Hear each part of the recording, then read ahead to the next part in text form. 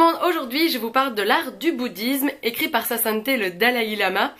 Alors pour les gens qui ont l'habitude de me regarder, j'adore me cultiver, j'adore apprendre plus de choses et j'adore apprendre voilà, les diverses religions qui existent, apprendre les subtilités et donc voilà pourquoi j'ai lu ce bouquin-ci sur le bouddhisme. Alors si vous voulez vous initier un petit peu aux pratiques, aux réflexions, qu'est-ce que le karma, c'est pas le bouquin le plus facile à lire parce que y a des notions qui sont difficiles à comprendre quand vous n'êtes pas initié.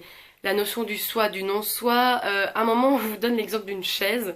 Est-ce qu'elle est réelle, est-ce qu'elle n'est pas réelle, du point de vue qu'on se met, du point de vue de l'univers.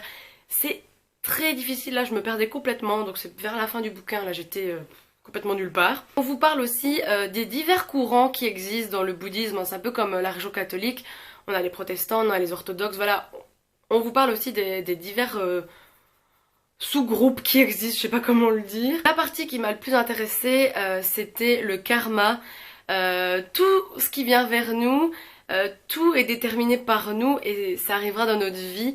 Donc c'est un petit peu pour moi la même chose qu'un peu la loi de l'attraction ou les pensées positives. C'est vrai que moi je pense au karma, je crois au karma. Si vous souhaitez du bonheur aux autres, ça vous arrivera aussi.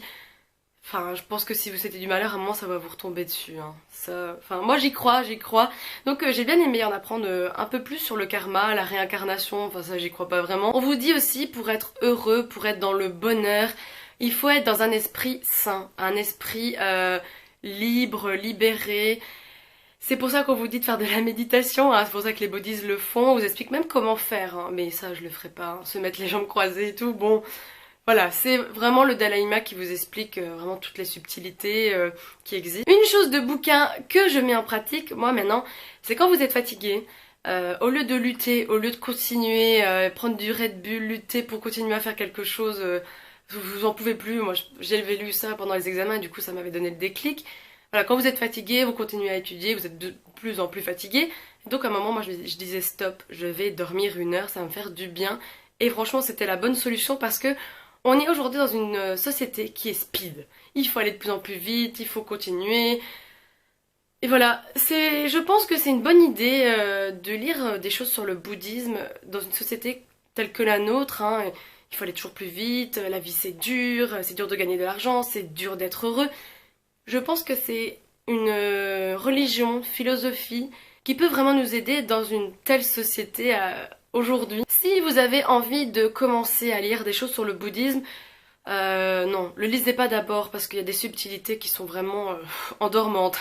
Vraiment quand je comprenais pas, je lisais sans lire, donc je vous le conseille pas. J'espère en trouver un autre qui sera plus simple.